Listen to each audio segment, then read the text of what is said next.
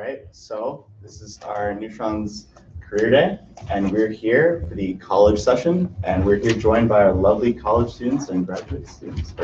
Graduates, so you guys want to go down and introduce yourselves? Sure. I'm Jack, and I go to Wentworth. I'm Hector, and I go to MIT. I'm Christine. I graduated from Massachusetts College of Art and Design. I'm Naomi. I go to Northeastern. I'm Claire. I go to Tufts. I'm Peyton, and I also go to Northeastern. Awesome. What did you guys major in? I'm currently majoring in electromechanical engineering. So I'm currently majoring in mechanical engineering with a concentration in control instrumentation and robotics. I majored in art education. I'm currently majoring in electrical engineering and physics. I switched from mechanical engineering to biology and community health. I'm also pre-med. And I'm a mechanical engineering major. Nice. So as far as the application process goes, did you guys go over any other colleges before applying to your college, the college you guys are in now, and how did that process go for you guys? Was it tough deciding which college you wanted to go to? Not really. I knew I wanted to kind of stay local, and I really only applied to like a couple schools. I applied to UMass Lowell and Wentworth. And once I got accepted from Wentworth, I knew I wanted to be in Boston, and I didn't want to like go out of the state, so it was kind of an easy choice for me. Yeah, for me, so I guess location or staying close wasn't really a big factor for me because I'm from Texas originally. For me, I was looking for, a good engineering school. So I looked at, MIT, Caltech, WPI, RPI, all of which I applied to, and then like a couple like UT I applied to also. I guess just generally, start looking early and figure out what kind of thing you're looking for. Yeah, so my application process was a little different. So I applied to several art schools. I applied to some general universities as well because I knew I wanted to major in both art and education at the same time. I didn't really want to compromise for one or the other. So there were very few art schools that kind of offered that. I applied to Mass Art, obviously, and then Montserrat, which is in Beverly, Mass, I think. And then I applied to Central Connecticut State University, Plymouth State University, where I was actually like temporarily enrolled for about a month and didn't attend because I got taken off the wait list at Mass Art. Applying to an art school is a bit different than applying to an average or regular college. You have to develop a portfolio of your work and submit that along with an application where you're answering college essays and other questions about yourself. And the like counselors at the art school go through your application or your portfolio. So each art school, I don't know if people are super interested in this, but it was kind of an interesting experience. Different art schools required different specific pieces of work within your own body of work. So they wanted to see a cohesive body of work that represented you as an artist. But then they also had like a few assignments that were really specific to each school. Like RISD, which is one of the top art schools in the country, requires everybody to do a drawing of a bicycle. You can do it however you want. You can do it in whatever medium you want, but there has to be bicycle in your portfolio. Mass Art luckily didn't have too many restrictions on that, but Mass Art was my top choice because they had in-state tuition, but they also had in New England tuition. So I'm from Connecticut, so being in Connecticut, part of New England, it wasn't as cheap as being in Massachusetts, but it was in New England tuition, which was significantly less than any other school I applied to. So yeah, and I wanted to be in Boston. That was like kind of a dream, so yeah. Well, I knew that I wanted to stay local, and I knew that I wanted to do engineering, so that worked out pretty well because there are a lot of good engineering schools around here. I applied to most of the schools that I applied to were in Massachusetts. I did 2 in New York and 1 in Rhode Island, and I picked Northeastern because of the co-op program, which I thought was really good. Okay. So staying local was not something I wanted to do. I'm from Minnesota. The closest school I applied to Minnesota was Northwestern, and that was the only school in the Midwest I applied to. And I ended up, like when I was actually looking at doing biomedical engineering. But my biggest thing is I really wanted to have a very strong pre-med program. I know there's some confusion that like pre-med is sometimes like a major. It's not. It's just kind of like a track. So just having schools who have good reputations of sending a lot of people to medical school. So schools I applied to, it was like clearly Tufts, Northwestern, like Johns Hopkins. I shot really high. I had the grades and test scores to allow myself to do that. So I really kind of did a scattershot approach and ended up kind of selecting from the ones that I had. But it's something that I really recommend gauging your like GPA, test scores, etc., and like who you are as a person, and really figure out some schools that you think you'll definitely get into or have a really good shot, and have a few that are a little bit lower that you still love, but also have a few that you really just are like, I'd love to get in here, and if I got in, it's great. My application process and trying to find a school was a bit all over the place. I wasn't necessarily looking to go close to home, but most of the schools that I ended up applying to were. I did end up applying to Clemson in South Carolina, but for the most part, every school that I applied to was in the Northeast, whether it be in New York or Massachusetts, and that was mainly, as Naomi mentioned, just because there are so many great schools here. But through the process, I ended up touring about 15 schools, and most of them liberal arts schools, and I discovered that's not necessarily something I was looking for. But at the same time, even though I applied to a lot of technical schools such as WPI, I ended up really liking Northeastern for the fact that the co-op program, but also because it allowed me to focus a lot in technical classes, but it also gave me the freedom to take other classes, especially because there are other people around me who have different majors and are interested in different things. They're able to make those courses available. And I think that's a really big plus that I really liked about Northeastern, and was one of the main reasons why it made its way to the top of my list. So just to add to what Peyton was saying, so beyond like looking for a school for me that was both art and, would certify me as a teacher, what really like made me love Mass Art was the sense of community. So Mass Art's a pretty small school.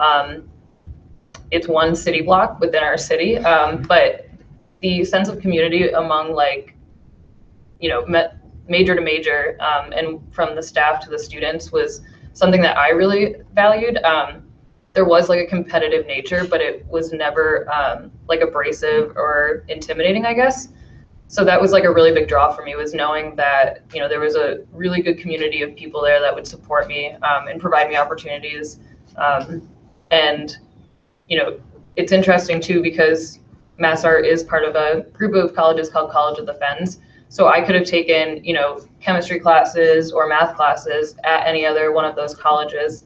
I wasn't just kind of stuck within Mass Art's boundaries and their course offerings. So that was another thing. So that's like a good point that Peyton brought up is, and I mean, I'm sure after touring 15 schools, you got a sense of like what different like, classes or like physical things about campuses that you enjoyed and didn't like, but really figuring out like what it is you're looking for, whether it's like being in a city, being somewhere small, being in a big university, but kind of figuring that out. And the best way to do it is really touring. And when you're on a tour, you get to talk to students. Like the students are usually the ones that are giving the tours. I was a tour guide for a bit. That was always interesting. So it's kind of a pain, and it's like, it's awkward. You're there with your parents just kind of wandering around and they're giving you their spiel, but it's a chance for you to really see like what the campus is like. And you get to kind of interact with some of the people that are on campus at that point. So. Oh, that actually brings up a point I was thinking of making, was if you can, if it's at all possible, try to visit schools while they're in school. I ended up doing a decent amount of visits over the summer just because it's easier to if you're in school. But if you can, go while there's classes, you get a sense of the school as a whole. Especially if it's a big school or a small school, you get a good impression of how crowded the school is versus how open it is and the people that are there. We always want to follow the first magic words: apply, apply, and apply. Yeah. Yeah, so speaking about FIRST, most of you guys, if not all of you, have been on robotics teams or involved with FIRST, and if not, there have been other passions that have led you guys to kind of focus on a certain major or aspect of college. So how did FIRST or any of your other passions lead you into your choice of major or your choice of college?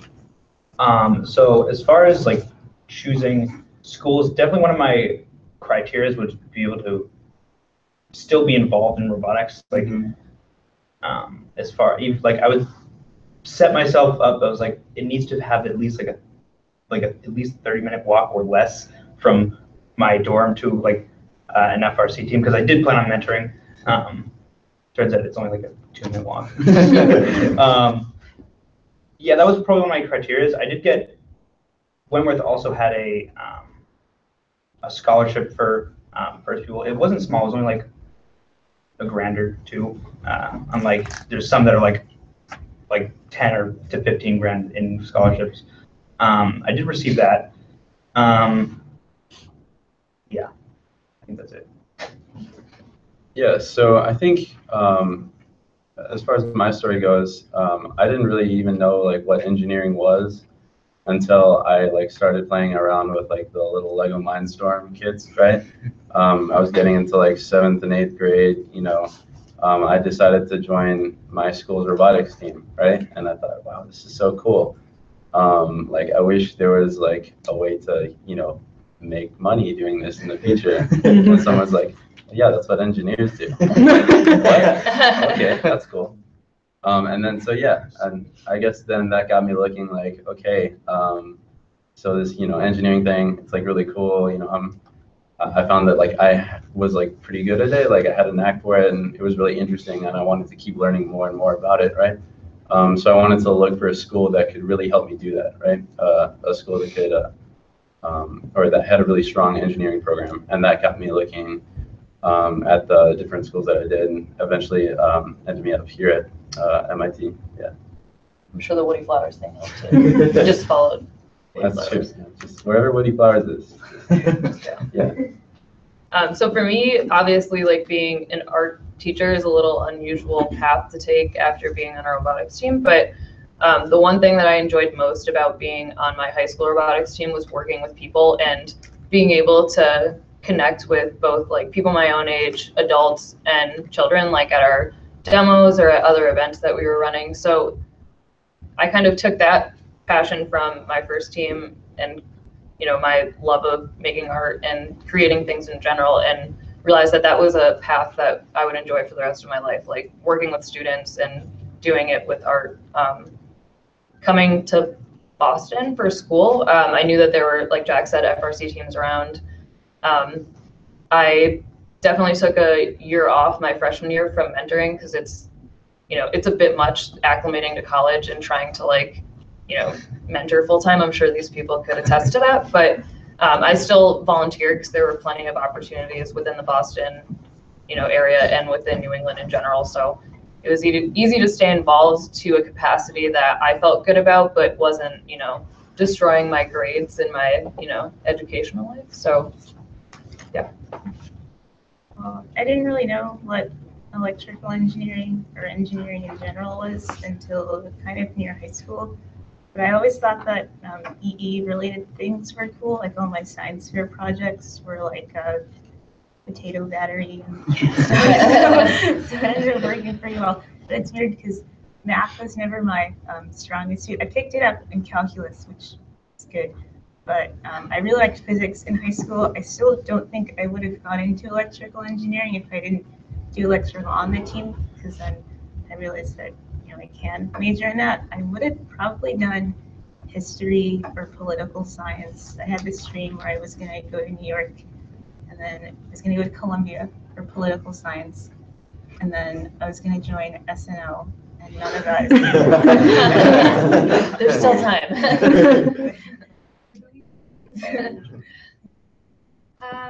So for me, I ended up joining my FRC team when I was a junior, because that's kind of how our school was set up, is you had to take classes before you could be on the FRC team. And it was just a total coincidence that I took the class. I needed a technology requirement. I'm like, oh, I'll take like this intro tech class, and I got really into CAD and kind of kept digging into that, got into engineering graphics, got into FIRST, and I was like, wow, robots. I love robots. So I've always been interested in medicine, and that's never changed, but I was like, oh, maybe I can do like biomedical engineering and then see what I want to do from there. So I ended up applying to a bunch of schools thinking I was going to be BME, and then I ended up talking to my major advisor, and he's like, let's change it to mechanical engineering. So it's something where it really inspired me to look at engineering. I'm no longer an engineer, and that was partly due to the fact I ended up taking a semester off to have surgery, which I have difficulties with writing, and math is really hard to do without being able to write. So I ended up kind of deviating from engineering, but something with FIRST is I've continued to be involved with it. Even during my semester off, I mentored my home team, and I then mentored them last year, and then I realized I wanted to be closer to a team, so that's when I started looking around in Boston and found 125. So, yeah.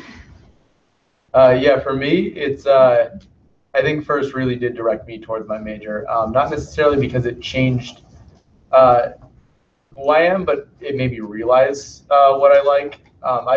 I've always been into creating things. I love to make something from nothing, but never in my life did I really have the resources or the capabilities to do so. And I think through FIRST, I was able to get the resources, get people to teach me, and through that, I was able to really embrace that passion because as soon as it was put in front of me, I was able to kind of take it and run with it. So I think that FIRST was a huge part of that. Before I joined the FIRST, actually, funny story, I joined my first robotics team, its rookie year when I was a sophomore, and they were just starting up the team. I had just finished up a robotics class my freshman year where we used the Lego Mindstorms kits. I actually joined, and my first meeting there, I actually became the marketing lead. And for the first 2 years, my first 2 years on the team, I was the marketing lead. My dad's very entrepreneurial, and I still find that stuff very interesting. I'll likely find myself in an entrepreneurial engineering blend thing in the future, but that's more what I was looking to. I was like, okay, I'll be a businessman.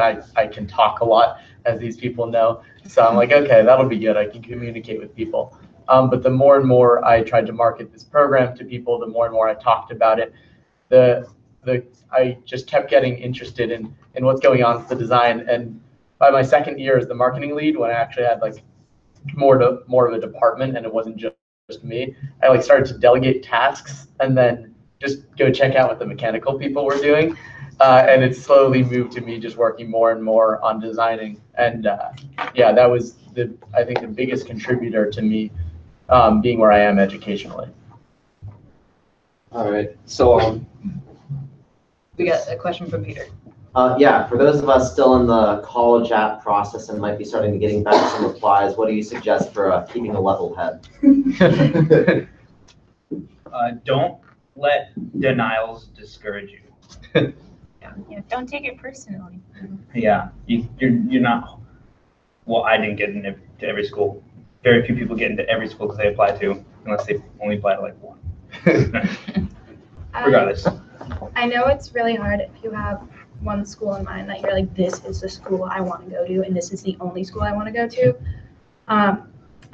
Since I was applying to a lot of higher caliber schools, I did have a few in mind that I'm like, oh yeah, I'd love to attend if I got in. I think it's hard to do, but I think the best thing to do is almost detach yourself from the school once you submit the application, which sounds weird, but in that case, it's like when you get denied, or not say when you get denied, if you get denied, yeah, just kidding, you get denied. If you get denied, it still sucks, but you have other options, and like that's the biggest thing is remind yourself of all the other options.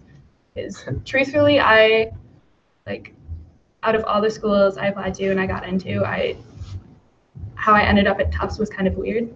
So Tufts was not my top school, and it was not a school that, even when I was accepted and waitlisted at some schools, it wasn't my top school. So I somehow ended up at Tufts, and it was honestly the best choice I've ever made.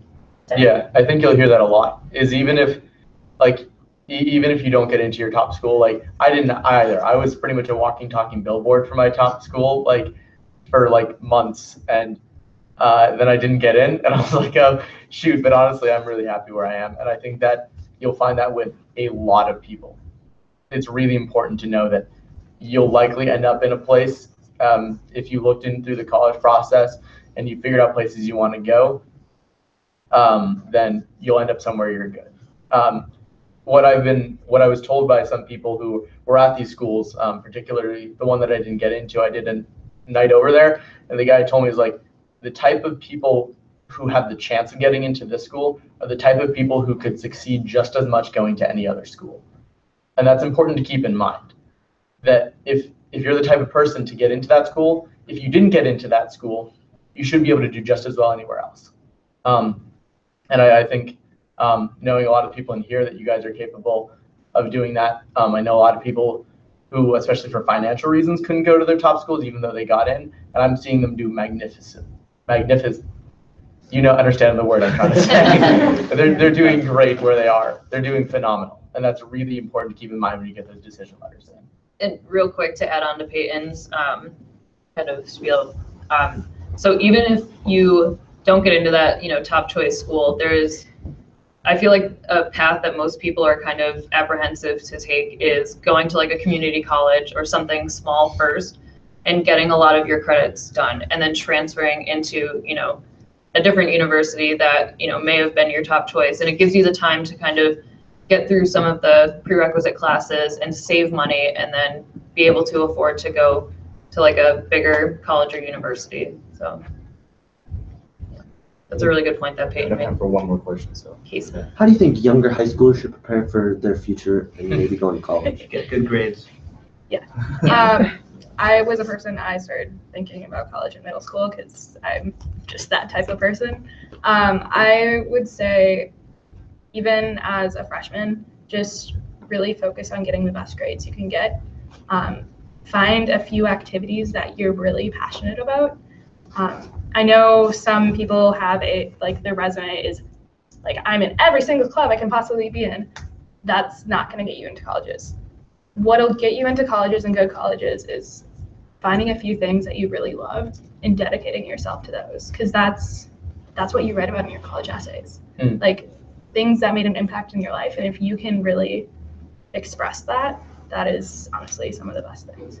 I'd also like to say for scholarships, you don't have to start applying in your senior year because there are some that are available when you're younger, so you can look to that and look into that when you're.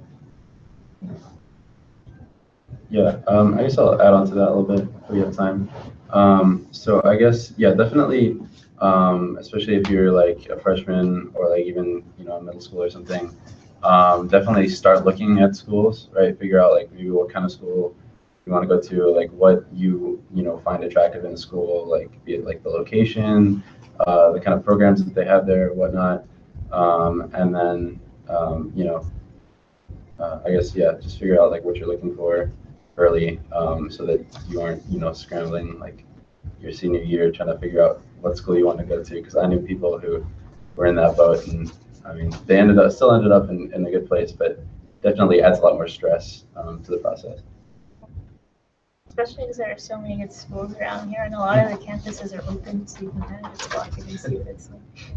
If any of you have older siblings too, if they're going on a tour, go on it. I know, like I've seen around campus, there are like a bunch of tours, and there's sometimes younger siblings that are being dragged along, and it's not always necessarily the most exciting thing at that time because it's not really about you at that point. You can learn a lot, even if it's not a school that you're interested in, just learning a lot about what the process is like just from being there. So I think that's about all the time we have for today. Thank you guys for joining us. Please be sure we have 2 other lectures coming up about internships and resumes. So thank you guys so much.